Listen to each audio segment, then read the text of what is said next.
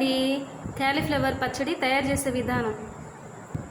Cauliflower శుభ్రంగా కడిగి కొంచెం గోరువెచ్చని నీళ్ళలో కాసేపు ఒక హాఫ్ అన్ అవర్ ఉంచిన తర్వాత ఇవి 2-3 గంటలు ఆరాలండి. కొంచెం వాటర్ కొంచెం కూడా ఉండకూడదు అనమాట, ఎండిపోవాలి చక్కగా, వాటర్ అనేది లేకుండా.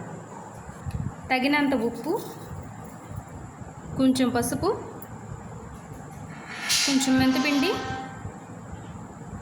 ఆవాల పిండి కొంచెం, కారం తగినంత, చిన్నులపాయలు కొంచెం. ఈ పైన తొక్కు తీసేసి వేసుకోవాలి, కొంచెం ఎక్కువ వేసుకున్నా బాగుంటుందండి టేస్ట్.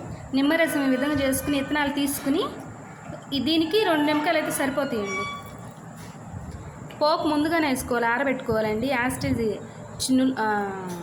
ఎండుమిర్చి, జీలకర్ర, కరివేపాకు, పచ్చిపప్పు అట్లా వేసుకుని పక్కన పెట్టుకు ఆరిపోవాలన్నమాట. దానిలో వేయాలంటే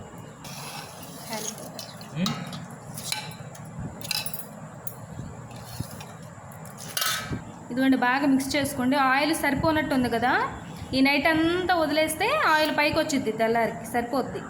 అంతే, సింపుల్ అండి. ఒకసారి ట్రై చేసుకోండి.